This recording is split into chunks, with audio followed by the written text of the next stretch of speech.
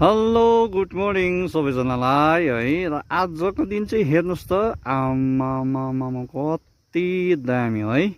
अझै अहिले हिमालमा हल्का बादल उठ्न थालेको छ है।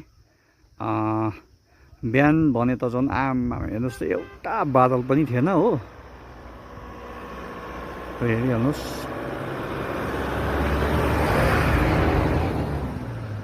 अहिले कस्तो देखिरहनु भएको छ हेर्नु त आमामामा।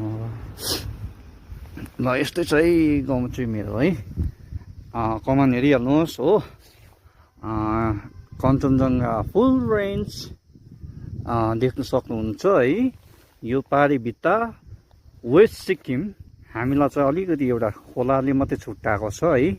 हामी खोलावारी दार्जिलिङ भनेदेखिलाई खोला पारी चाहिँ सिक्किम वेस्ट सिक्किम पर्न जान्छ है। र हेर्नु न आमामामा सो नाइस सो ब्युटिफुल है।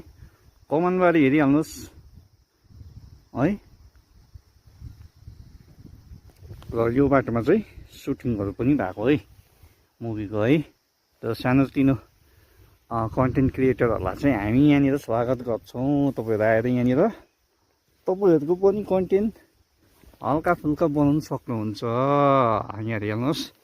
र अहिले यतिखेर चाहिँ म कहाँ छु भनेदेखिलाई तपाईँहरूको जानकारीको निम्ति जामुनी जाने बाटो है। ल यो जामुनी जाने बाटो हो यो। यहाँबाट जामुनी जान्छ। यस्तो यस्तो हुँदाखेरि त्यो फ्याक्ट्री देख्नु हुँदैछ।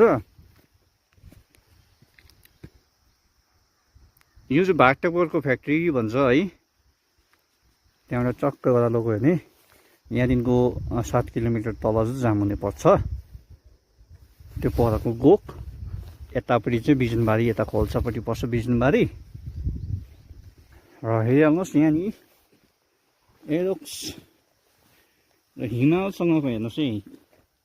टक्क हिमालसँग एरोक्स है।